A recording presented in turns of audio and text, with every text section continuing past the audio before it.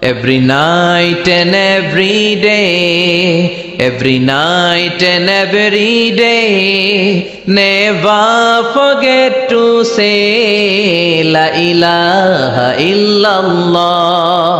Never forget to say La ilaha illallah. Never forget to say La ilaha illallah.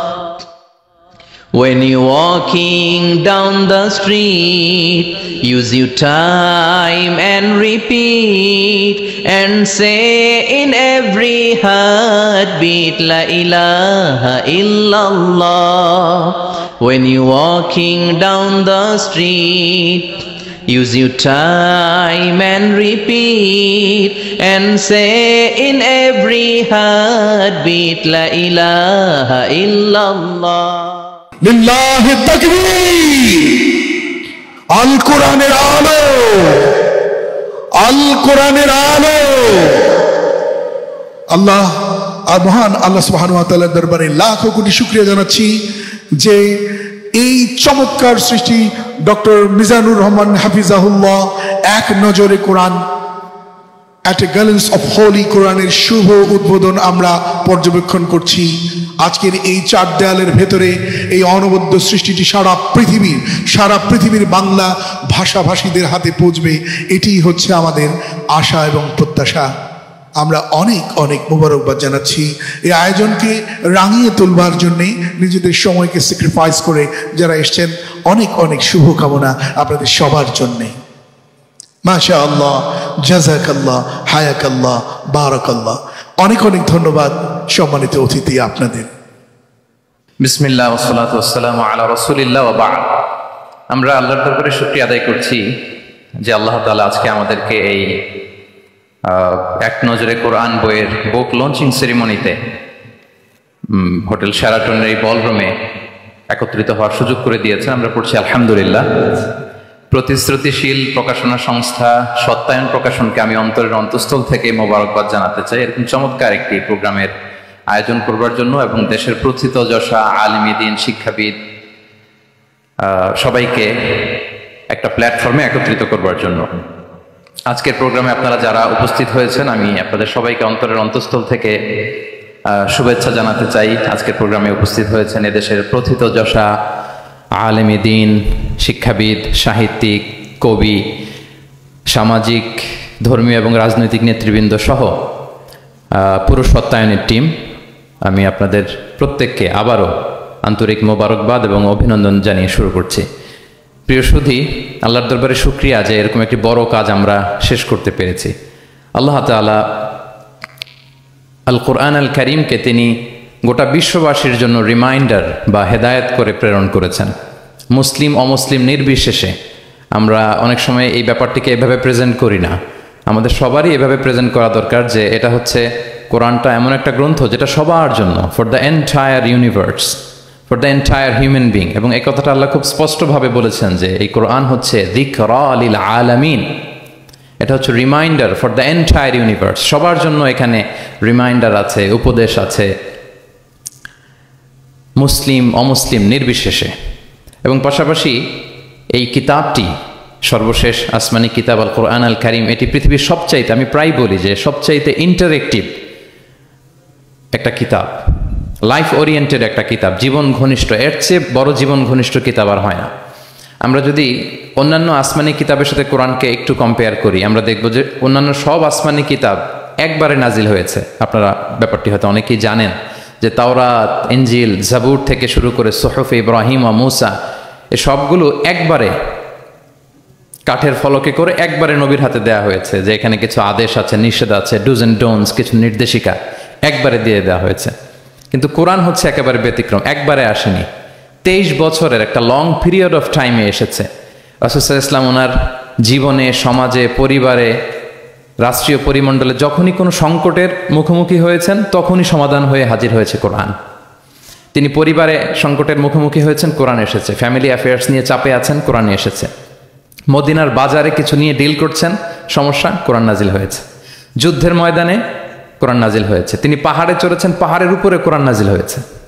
মক্কায় নাজিল হয়েছে, মদিনাতে নাজিল হয়েছে, মরুভূমির মাঝখানে নাজিল হয়েছে, মানে যেখানে সমস্যা সেখানে কোরআন, প্রবলেম সলভিং মেথডোলজি নিয়ে। এজন্য 23 বছরের লম্বা সময়টা লেগেছে। এজন্য এটা খুবই লাইফ ওরিয়েন্টেড, জীবন ঘনিষ্ঠ, ইন্টারেক্টিভ একটা কিতাব। মানুষের সাথে খুবই ইন্টারেক্ট করে কোরআন, যেখানে আমাদের সমস্যা ওখানে কোরআন এসেছে। এবং এটাকে আল্লাহ তাআলা ক্রাইটেরিয়ান বলেছেন এই কোরআনকে, আল ফুরকান, অর্থাৎ the criterion two differentiate between right and রং, সত্য মিথ্যার মধ্যে পার্থক্য করে দেয়। ইউফারিকু বাইনাল হাক্কি ওয়াল বাতিল। আমরা কোরআনের লেন্স দিয়ে যদি দুনিয়া পরখ করি, তাহলে কোনটা সত্য কোনটা মিথ্যা খুব সহজে বুঝতে পারবো, দিবালোকের মতো স্পষ্ট হয়ে যাবে। সো এই জন্য কোরআন স্টাডি করা, কোরআন পড়া, কোরআনের সাথে আমাদের সম্পর্ককে মজবুত করা, এই দিকে যেন আমরা একটু যত্নবান হই। এই ছোট্ট একটি রিমাইন্ডার দিয়ে আমি আমার মূল কথা শুরু করছি। প্রিয় সুধী, এক নজরে কোরআন নামে যেই নতুন গ্রন্থটি প্রকাশিত হলো, আপনাদের সামনে সবার সামনে শোভা পাচ্ছে। আমরা কি করেছি এই বইতে একটু করে আপনাদের সাথে শেয়ার করতে চাই। এখানে বেসিকলি আমি কোরআনের 114 সূরার, কোরআনের 114টি সূরার সার নির্যাসকে নিয়ে এসেছি।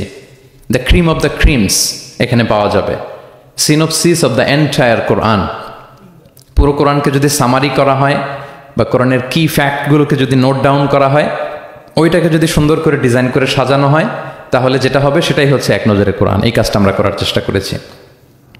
এবং এই বইতে কোরআনের তথ্যগুলো, মেসেজগুলো আমরা খুব সহজ ঝরঝরে বাংলা ভাষায়, যেটা পড়তে কষ্ট হবে না বা বোরিং ফিল হবে না, একাধিকবার সম্পাদনা করে করে এটাকে পলিশড করে একটা ঝরঝরে বাংলায় আমরা উপস্থাপনের চেষ্টা করেছি। এবং সবচেয়ে মজার ব্যাপার হচ্ছে কোরআন নিয়ে এই ধরনের কাজ খুব কম। কোরআনের যে কোর মেসেজগুলো, এগুলোকে ইনফোগ্রাফি দিয়ে ফুটিয়ে তোলা হয়েছে। ইনফোগ্রাফিতে আমাদের একটা আকর্ষণ থাকে, দেখলে সহজ লাগে, বুঝতে খুব সহজ লাগে, এবং পাঠকদের সুবিধার্থে ছক বিন্যাস করে কোরআনের মেসেজগুলো এখানে আমরা উপস্থাপনার চেষ্টা করেছি। তো আমি আশা করি যে এই বইটি আপনাদের সকলের, যারা মাদ্রাসা ব্যাকগ্রাউন্ডের কিংবা জেনারেল ব্যাকগ্রাউন্ডের, সকলের উপকার হবে। আর কারো উপকার হোক বা না হোক, আমার খুব উপকার হবে। আমার আজীবনের জন্য একটা নোট হয়ে গেল। আমি ভেবে দেখলাম যে আমি তো তাফসির করতে হয়, ফলে এখন থেকে আমি যে কোনো সূরার তাফসির করার আগে আমি একবার রিভিশন দিয়ে যাব এখান থেকে। মানে আমার জন্য একটা আজীবনের কাজ হয়ে গেছে। সত্যায়নকে আমি আবারও ধন্যবাদ জানাতে চাই যে আমার তাফসির প্রোগ্রামের যেই হোমওয়ার্ক বা ম্যাটেরিয়াল রেডি করা, এটা ওনারা সহজ করে দিলেন এই কাজের মধ্য দিয়ে। তো আমি বোধ করি এবং বিশ্বাস করি আমার যেহেতু উপকার হবে, আমাদের বক্তা ভাই যারা দাঈ ইলাল্লাহ, খতিব, ইমাম, আলিয়া মাদ্রাসা কিংবা কামি মাদ্রাসার শিক্ষক, ছাত্রবৃন্দ, সবার এই বইটা বেশ উপকারে আসবে বলে আমি বিশ্বাস করি এবং আল্লাহর কাছে কামনা করি। কোরআনের শিক্ষাকে যে বিভিন্ন অ্যাঙ্গেল থেকে দেখা যায়, বিভিন্ন অ্যাঙ্গেল, হাজারো অ্যাঙ্গেল থেকে কোরআনকে স্টাডি করা যায়, তারই বেসিকলি একটা ক্ষুদ্র প্রয়াস হচ্ছে আমাদের এক নজরে কোরআন। আপনারা একটু পাতা উল্টালেই সেটা বুঝতে পারবেন। আমি 2-1 মিনিটে একটু বলি যে বইটা আমরা কিভাবে সাজিয়েছি। আমরা প্রত্যেকটা সূরাকে 16টা অ্যাঙ্গেল থেকে অ্যানালাইসিস করার চেষ্টা করেছি। শুরুতে আমরা সূরার সংক্ষিপ্ত পরিচিতি নিয়ে এসেছি। এটা অনেক জায়গায় দেখা যায়, আপনারা দেখবেন বিভিন্ন তাফসিরে, বিভিন্ন গ্রন্থে এটা পাওয়া যায়।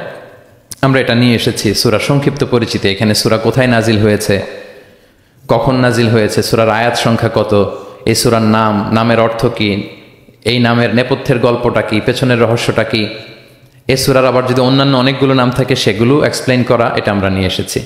আমরা প্রত্যেকটা সূরার শানে নুজুল উল্লেখ করেছি সহিহ হাদিস থেকে, তাফসির গ্রন্থগুলো থেকে রেফারেন্স দিয়ে। এবং প্রতিটা সূরার যে ভার্চু আছে, ফজিলাত, সেটা আমরা উল্লেখ করেছি সুন্নাহর ভিত্তিতে। পাশাপাশি মজার ব্যাপার হচ্ছে প্রত্যেকটা সূরার শুরু এবং শেষের একটা সম্পর্ক আছে, যেটা আমরা অনেকে ধরতে পারি না। আল্লাহ কিন্তু র্যান্ডম কিছু বলে দেননি কোরআনে, সব কিছুর একটা কানেক্টিভিটি আছে। সো সূরার শুরু শেষের সম্পর্কটা কি, সেটা আমরা একটা সাব পয়েন্টে এনেছি। পাশাপাশি এই সূরার সাথে এই সূরার আগের সংযোগটা কোথায়, এবং এই সূরার সাথে ডিরেক্টলি এই সূরার পরে যে সূরাটা আসতেছে সেটার সংযোগটা কোথায়, সেটা আমরা এখানে নিয়ে এসেছি। পাশাপাশি সূরার মূল শিক্ষাগুলোকে আমরা কয়েকটা সেগমেন্টে ভাগ করেছি, বেসিকলি 3টা সেগমেন্টে। প্রত্যেকটা সূরার যে মূল বক্তব্য, মৌলিক কথাগুলো আমরা 3টা সেগমেন্টে নিয়ে এসেছি, যাতে সেগমেন্টগুলো দেখলেই একজন পাঠক, একজন শিক্ষার্থী সহজেই শিক্ষাগুলোকে আত্মস্থ করতে পারে।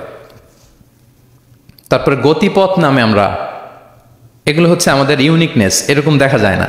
প্রত্যেকটা সূরার মধ্যে গতিপথ নামে একটা টাইটেল আপনারা পাবেন।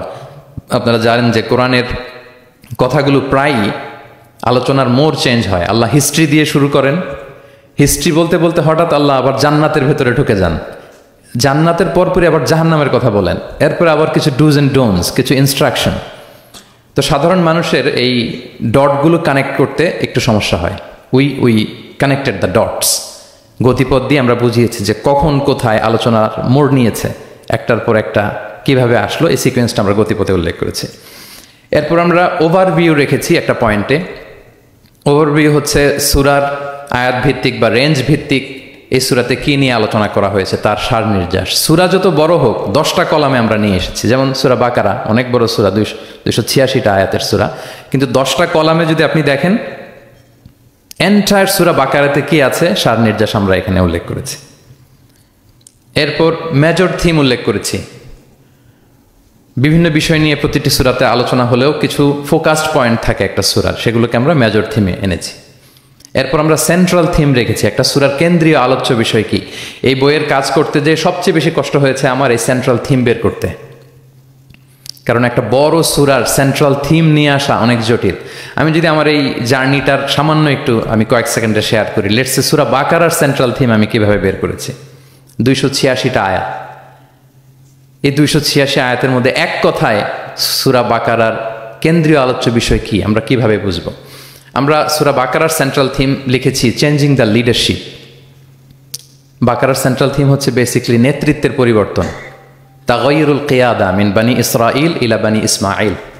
বনি ইসরাইলীদের হাত থেকে ফ্ল্যাগ নিয়ে আল্লাহ বনি ইসমাইলীদের হাতে তুলে দিয়েছেন। এটা হচ্ছে সূরাতুল বাকারা। এবার আপনাদেরকে একটু ভিতরে নিয়ে যায়। আমরা যদি সূরা বাকারা খেয়াল করি দেখবেন যে শুরুতে ইয়া বানি ইসরাইল আযকুরু নি'মাতি আল্লাতি, শুধু বনি ইসরাইল তোমাদেরকে এই নিয়ামত দিয়েছি, এই দিয়েছি, সেই দিয়েছি, মানে ওদেরকে গ্লোরিফাই করা হয়েছে। ওরা অনেক বড় জাতি ছিল, অনেক বড় সভ্যতা ছিল, এটা বোঝা যাবে। মুসা আলাইহিস সালামের সাথে এই হয়েছে সেই হয়েছে।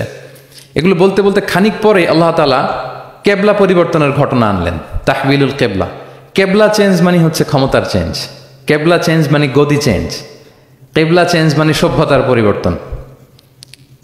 এই কেবলা চেঞ্জের পরপরই দেখবেন এই উম্মার কথা শুরু। নামাজ, রোজা, জাকাত, অনেক নির্দেশিকা, ডুজ অ্যান্ড ডোন্টস। তার মানে ওই সভ্যতার পতন সেখানে হয়েছে, নতুন এক সভ্যতার উত্থান এখানে হয়েছে। Changing the leadership. আমরা জানি যে অ্যাব্রাহামিক ফেথ যে আমরা বলি, 3টা ধর্ম, ইসলাম, জুডাইজম অ্যান্ড ক্রিশ্চিয়ানিটি, এই 3 ধর্মের গোড়া যে মিলেছে ইব্রাহিম আলাইহিস সালামের এখানে, তাই তো? ইব্রাহিম আলাইহিস সালামের 2 সন্তান, ইসমাইল আলাইহিস সালাম, ইসহাক আলাইহিস সালাম। এটাকে যদি আমরা ইসমাইল ধরি, এটাকে যদি ইসহাক ধরি, তাহলে দেখেন এই ইসহাক আলাইহিস সালামের চ্যানেলে দুনিয়ার সব নবীরা এসেছে। সব নবী বলতে আমি বেশিরভাগ বোঝাচ্ছি, অলমোস্ট 99% নবী এই চ্যানেলে এসেছে। কিন্তু ইব্রাহিম আলাইহিস সালামের আরেক সন্তান ইসমাইলের চ্যানেলে কোনো নবী নেই, এটা নবী শূন্য একটা চ্যানেল। এবং সব নবীরা তাদের উম্মতের কাছে বলতো যে সর্বশেষ একজন নবী আসবে যিনি হবেন সবার সেরা, শ্রেষ্ঠ নবী। তো যেহেতু হাজার হাজার নবী ইসহাক, ইয়াকুব, ইউসুফ এই চ্যানেলে আসতেছে, তাদের একটা ধারণা ছিল ওই যে সর্বশেষ নবী, শ্রেষ্ঠ নবী, উনিও এই চ্যানেলেই আসবেন, সবার এটা বদ্ধমূল। আর এই চ্যানেলটাকে তারা বলতো নবী শূন্য চ্যানেল। ইসমাইল আলাইহিস সালামের চ্যানেলে 1000 বছর ধরে কোনো নবী আসে না, সব নবী আসে এই চ্যানেলে। কিন্তু আল্লাহ তাআলা তাদের ধারণাকে নস্যাৎ করে দিয়ে সর্বশেষ নবীকে আল্লাহ তাআলা এই চ্যানেলে না পাঠিয়ে মুহাম্মদুর রাসূলুল্লাহ সাল্লাল্লাহু আলাইহি ওয়াসাল্লামকে তিনি ইসমাইল আলাইহিস সালামের চ্যানেলে পাঠালেন। ফলে লিডারশিপের চেঞ্জ হলো। এইভাবে আমরা সূরা বাকারার সেন্ট্রাল থিমকে আইডেন্টিফাই করেছি, চেঞ্জিং দ্য লিডারশিপ ফ্রম বানি ইসরাইল ইলা বানি ইসমাইল। রাসূল সাল্লাল্লাহু আলাইহি ওয়াসাল্লাম কিন্তু বনি ইসরাইল ছিলেন না, তিনি ছিলেন বানি ইসমাইল। এইভাবে আমরা সেন্ট্রাল থিম বের করেছি। কজ অ্যান্ড ইফেক্ট নামে একটা, এগুলো আপনারা সোশ্যাল সায়েন্সের বিভিন্ন বইতে পাবেন। তাফসির মধ্যে সাধারণত আমরা আমাদের ক্লাসিক 83 বইগুলোতে দেখি না, কিন্তু আমরা কজ অ্যান্ড ইফেক্ট রেখেছি। প্রত্যেকটা সূরার একটা নির্বাচিত আয়াত থেকে একটা কারণ এবং এই কারণের প্রভাব। ওয়ালাউ আন্না আহলাল কুরা আমানু ওয়াত্তাকাউ লাফাতাহনা আলাইহিম বারাকাতিম মিনাস সামা। জনপদের অধিবাসীরা যদি ঈমান আনে এবং তাকওয়া অবলম্বন করে তাহলে কি পাবে? বারাকাত। এটা হচ্ছে কজ, এটা হচ্ছে ইফেক্ট। লা ইন শাকারতুম লা আযীদান্না, এটা কজ, এটা ইফেক্ট। এইভাবে আমরা শুধু কজ অ্যান্ড ইফেক্ট দিয়ে 600 পৃষ্ঠার বই করা সম্ভব। তো আমরা প্রত্যেকটা সূরা থেকে একটা কজ অ্যান্ড ইফেক্ট এখানে উল্লেখ করেছি, জাস্ট একটা বিগিনিং হিসেবে। ইন ফিউচারে যদি আল্লাহ তাআলা আমাদেরকে তৌফিক দান করেন আমরা হয়তো কাজ করব। তারপর আমরা রিফ্লেকশন নামে, রিফ্লেকশন যেটাকে আমরা তাদাব্বুর বলি, তাদাব্বুরে কোরআন নামে একটা পয়েন্ট রেখেছি, ম্যাক্সিমাম 1টা থেকে 2টা তাদাব্বুর শেয়ার করেছি। এখানে আমাদের চিন্তার খোরাক আছে যে এই আয়াতের পেছনের গল্পটা কি, এখান থেকে আমাদের শিক্ষাটাকে আমরা সেখানে তুলে ধরবার চেষ্টা করেছি। কেস স্টাডি একটা পয়েন্ট রেখেছে, যেটা সাধারণত তাফসির গ্রন্থে আমরা দেখি না। কেস স্টাডি এটাও সোশ্যাল সায়েন্সের একটা টার্মিনোলজি। কেস স্টাডি হচ্ছে অতীতের কোনো ঘটনা প্রবাহকে কেন্দ্র করে ওটার উপর বেস করে বর্তমান এবং ভবিষ্যতের সিদ্ধান্ত নির্ধারণ করা, এটাই আমরা করেছি। অর্থাৎ কোরআনের লেন্স দিয়ে আমরা বর্তমানকে পরখ করবার চেষ্টা করেছি এই কেস স্টাডি পয়েন্টে। সবশেষে কিছু শব্দ জানতেই হয়, এরকম একটি পয়েন্ট রেখেছি যে কিছু শব্দ আছে এগুলোর অর্থ আমাদের জানতেই হয়। একেবারে রুট লেভেলে বাদাবিরা, মরুর বেদুইনরা এই শব্দ দিয়ে কি মিন করে, প্রফেটের টাইম এটা দিয়ে কি মিনিং হতো, আধুনিক আরবিতে এটা দিয়ে কি মিনিং করে, শুধু এটার উপর 1000 পৃষ্ঠার বই করা সম্ভব। তো ফলে আমরা মাঝে মাঝে কিছু সূরায় কিছু শব্দ জানতেই হয় এই শিরোনামে কিছু কিছু কথা আলোকপাত করেছি। সো এইভাবে আমরা এক নজরে কোরআনটা সাজাবার চেষ্টা করেছি। প্রিয় সুধী, as a writer, as a author of the book, আমাকে যদি বলা হয় যে এটা কোন ধরনের বই, তাহলে আমি বলবো এটা একটা মাইন্ড ম্যাপিং বুক। আপনারা মাইন্ড ম্যাপিং বুকের কথা শুনবেন। এটা হচ্ছে, এই বইটাকে যদি আপনি পড়েন তাহলে কোরআনের শিক্ষাগুলো আপনার মাইন্ডে ম্যাপের মতো চলে আসবে। খুব ইজিলি আপনি এটা থেকে লেসন নিতে পারবেন এবং শেয়ার করতে পারবেন। তো বর্তমান সময়ের জন্য আমার কাছে মনে হচ্ছিল যে এরকম একটা কাজ দরকার। আমার কোরআনের একাডেমিক জার্নি শুরু হয়েছে 2008-এ। আল আজহারে আমি তাফসির নিয়ে ব্যাচেলর করেছি। তারপর মালয়েশিয়াতে আমি মাস্টার্স পিএইচডি করেছি কোরআনের উপর, হিউম্যান এমব্রায়োলজি, মায়ের পেটে বাচ্চার ভ্রূণ যে ডেভেলপ করে, নুতফা, আলাকা, মুদগা, দুজন সায়েন্টিফিক মুফাসসির তান্তাবি জাওহারি আর জাকলুল আন নাজ্জার, ওনাদের কম্পারেটিভ অ্যানালাইসিস করেছি। পিএইচডিতে human behavioural patterns in the holy Quran, মানুষের আচরণগত দিকটা কোরআন কিভাবে দেখে, এই যে আমাদের এক এক মানুষ এক এক আচরণ এক একভাবে রিয়্যাক্ট করি, এর পেছনের কারণটা কি, কোরআন কিভাবে দেখে, এটা নিয়ে আমার গবেষণা ছিল। তো ফলে বর্তমান সময়ে আমি দেখলাম যে এরকম মাইন্ড ম্যাপিং বুকের খুব দরকার। এখন দেখবেন যে মানুষের সময় খুব কম, all are rushing, super busy, সময় নাই হাতে। এখন মানুষ ভিডিও দেখে না। আমি 2 বছর আগে একটা প্রফেট সিরিজ করেছিলাম 25 জন নবীর জীবনের উপর, খুবই ওয়েল ডকুমেন্টেড ম্যানারে, একাডেমিক ওয়েতে। তো এটার ভিউ খুব একটা নাই, এগুলো দেখতে চায় না মানুষ। মানুষ খুব বিজি। এখন কি দেখে জানেন? আমি বলে দিই, রিলস দেখে, রিলস, তাই না? রিলসে এই 1 মিনিট, 1.5 মিনিট, 2 মিনিট সে তার জিনিসটা পেয়ে যায়। হতে পারে নলেজ, হতে পারে কোনো ইনফরমেটিভ ভিডিও, অথবা এন্টারটেইনমেন্ট, রিলসে মানুষ। তো আমি ভাবলাম যে এখনকার মডার্ন সোসাইটির কথা যদি বলি, আমরা কালচারাল এলিট বলে যাদেরকে একটু বাঁকা চোখে কথা বলি, এদের কাছে যদি আমাকে কোরআন পৌঁছাইতে হয়, এরকম মাইন্ড ম্যাপিং একটা বুক দরকার। তো সেই চিন্তা থেকে আমাদের কয়েক বছরের পরিশ্রম, আল্লাহ তাআলা দয়া করে আলোর মুখ আজকে আমরা দেখেছি, বইটা আলোর মুখ দেখেছে আলহামদুলিল্লাহ। সেই চাহিদা মাথায় রেখে, মানুষের যে চাহিদা, এটা মাথায় রেখে আমরা বইটাকে ডিজাইন করেছি। আমাদেরকে অনেকে প্রশ্ন করেন, শায়েখ আপনি তো কোরআন নিয়ে অনেক ইন্সপায়ার করেন, তো কোরআন যে পড়তে বসি, অনুবাদ পড়লে অনেক সময় বুঝি না। সাধারণ মানুষ আসলে বুঝে না যে হঠাৎ আল্লাহ এটা বলে, এরপরে এটা বলে। আমার আম্মাই এই কথা বলে আমাকে শুনে, শায়েখ আহমদুল্লাহকে শুনে, এরকম কোন আলেম কি বলতেছে আমার আগে আমার আম্মার কাছে পাওয়া যায়। ওই যে ইউটিউব থাকে, খালি দেখতে থাকে কার কি আলোচনা আসলো। আর কোরআনটা পড়ে, তো আম্মা আমাকে মাঝে মাঝে বলে যে বাবা, সূরা ইউসুফে হঠাৎ এটা বলতে যে আবার এটা কেন বললো। তো উনি তো আর আমাদের মতো সিস্টেমেটিক অর্ডারে ওস্তাদের সামনে বসে পড়ে পড়ে তো আর আসে নাই। সো ওনাকে কেউ ধরাই দিতে হবে। ওই ধরিয়ে দেওয়ার কাজটা আমরা অনেকটা এক নজর কোরআনে করেছি।